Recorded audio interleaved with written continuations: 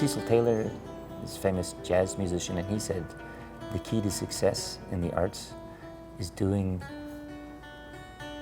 what you do in some place small on a regular basis. And he said if you do that, the whole world will come to your door.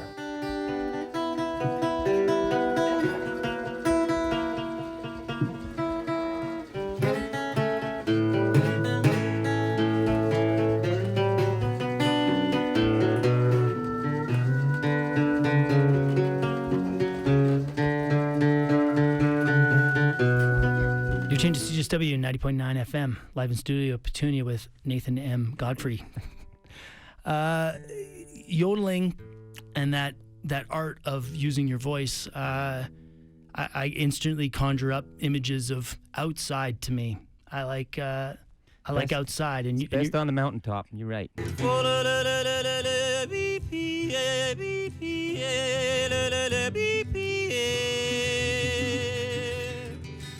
That guitar is like a singing piece of licorice there. A singing piece of licorice? Well, something like that. I like that. That song is called Cricket Song, and I wrote it on the porch of my friend Washboard Hank's place.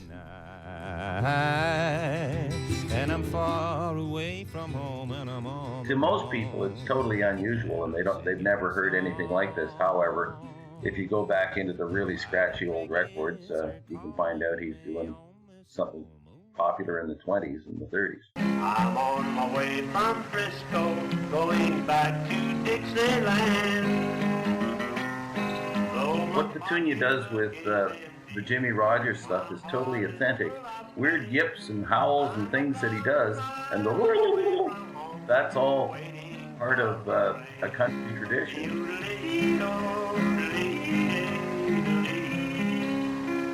I went to the depot, I looked up on the board.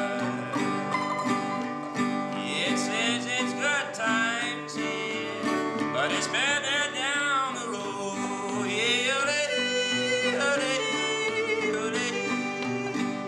Why does he call himself Petunia? And it immediately draws people in. Is your born name? Not my born name. Petunia was born, I guess, he must have been about 23, 24 when he was living in Toronto. So she started calling him Petunia, and then it stuck. Some people, I think, don't know his real name. I met a lady who I fell in love with who taught me how to play and sing, or at least she inspired me to play and sing. Soon after I met Sheila, she said, Petunia is a weird last name. And I said, that's not my last name.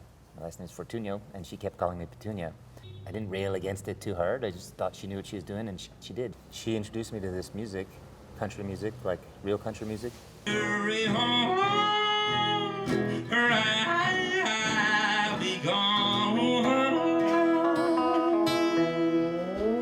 I don't even know if he was listening to music Yeah, when he was into the heavy metal. the heavy metal. Because he was a punk. He with the hair. You don't think I wanted him to listen to me? As a first-time listener to country music, I'd never heard country music before. Or at least, yeah, I don't think I had. Not the country music she had.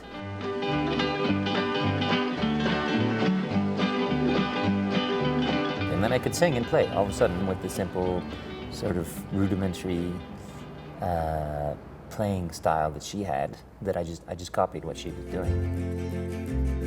Once upon a time, under stars and under light of the moon. I played on the streets for 7 years, all over Canada. I played every major street corner in Canada where you can go and busk. I played lots in New York City in the subways. I played a little bit up and down the East Coast, like hitchhiking around and traveling. But the mystery of Petunia is the myth of the traveler. Stompin' Tom had the myth of the traveler. Woody Guthrie had the myth of the traveler. Going back to Jean Cocteau, he said the true traveler sees the same things through new eyes every day. I think he's got so much wanderlust in him. Petunia has traveled across Canada back and forth.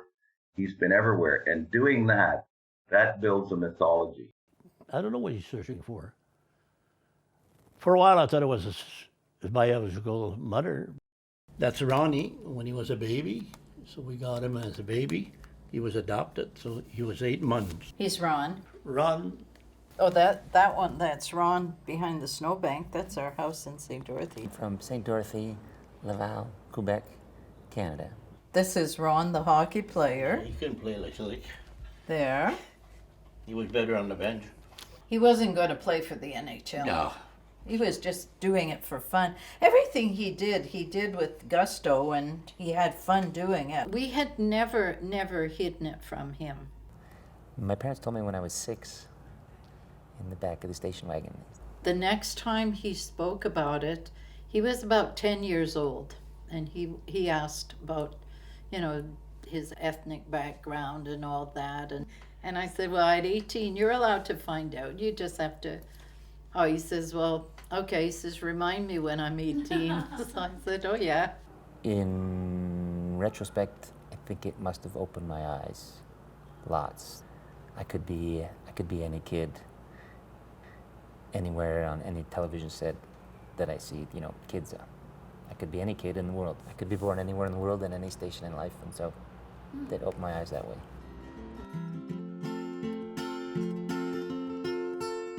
I think Petunia would have got a Juno a long time ago if he towed the line, like if he followed the party line, if he did what all the people said he needed to do to win one. But he doesn't give a shit about that. It's got nothing to do with that. He measures his success by the people that keep coming and the people that keep following him. He cares about the music and the authenticity of the music and the quality of the music and the tone. The Vipers are just the best band ever. That's Jack Garton on the trumpet, Patrick Metzger on the stand-up bass, Paul Townsend on the drums, Stephen on the guitar, Jimmy Roy on the lap steel. My name's Petunia. We're Petunia and the Vipers. Good night, everyone. He's pretty suspicious of the industry as a whole, and you can't blame him. The industry seems to just be worse and worse in terms of the people that are running the business side of it. Music business has 2 words, music and business. You will not be disappointed if you purchase any of those CDs over there. They're $15. That record's $25. All this other work that surrounds being a musician, it almost equals the same thing as having another job. Booking, promoting, dealing with publicists. We had c'est comme le Centre culturel Aberdeen qui subventionne le projet, hein? Going to the studio, dealing with the engineer, mixing records, producing records. What's your meter? Ha! Ha! Is your meter peaking? Making sure the band's all available on the same day that you want to book a date.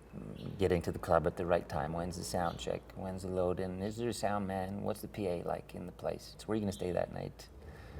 Where are you going to eat? Is eating fit into when you're going to get there? How much time driving do you have to get there? What shape is the vehicle in? What if your truck breaks down on the road? What are you going to do then? How much is it going to cost you in the next couple of gigs? Yeah, well, that car's serving you. Oh, it broke down in Vernon. If we had our own private jet, how many gigs could we do in a day, eh? Twin Butte would be fun. I'll say hello to everyone for you. Do you guys know the same people in Twin Butte? Well, Lance introduced me to the place. Oh. Hey, without me. Heck, Twin Butte, Who knows, High River. Who knows where Petunia would work? It's true. I was introduced to Petunia about 15 years ago through my uncle Lance. I've been making records with Petunia. I compare it to trying to stuff a cat into a toilet bowl, and you get one foot off, and the other foot springs back out again, and you get the other foot off, and the other one springs back out again. Has got a vision in his head that's evolving, and if you can't keep up with it, then you're shit out of luck. He's moving at 100 miles an hour, and you've got to be moving at about 80 miles an hour just to understand what he's doing. And he can still argue a good bit. We fought a lot, like bad. I always thought he'd grow up to be a lawyer because he can argue. We basically cut that whole record in one day because previous 4 or 5 days had been spent shouting at each other. Now, don't get me wrong, I keep doing it. I keep going back because the results are amazing. It was months and months of agonizing labor, and then you get this thing back, and it's just beautiful. Like, it's surreal. What time will tell, one cannot know. this mystery. I spent years touring and doing that and starving and living below the poverty line for this thing. And I understand what that is. And I understand how hard he's been going, and what he's done is incredible. Like, he's gone from busking on the street and hitchhiking to gigs to having the best band in the nation. Like, you have no idea how hard that is. You can't have a family. You can't exist in society as a normal person. You give up all the comforts of home. You give up any peace in your soul because you're driven to do this thing. And I think that's insanity, indeed, but it's also magical. Feeling like a loner when I walk down the street, for feeling like a loner. This song came to me, now I cry out for all our souls, for all the claim one is their own. An invitation that only goes out to the brave.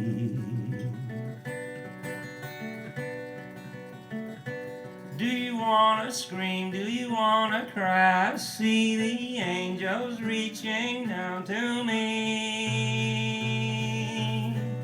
while terror lies out before us.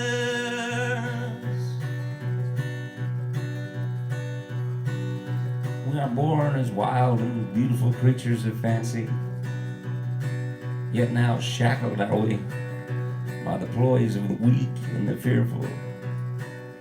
The damaged ones among us, the rule our sick and diseased society, riddled with false guilt and broken promises, heaped upon generations of broken promises. How can this be, we ask ourselves? Maybe it's always been like that, throughout all time. And that which we need most is being beaten out of our heads from the time we're little children. A belief in our own individual abilities that, once born, become beacons of our own true natures. What could be more important than that in a lifetime? Now consider the obstacles. They are consciously placed in this path of self-awakening. Believe in yourselves. It's the hardest thing you'll ever have to do. And I wonder sometimes if it's the same inside. Inside.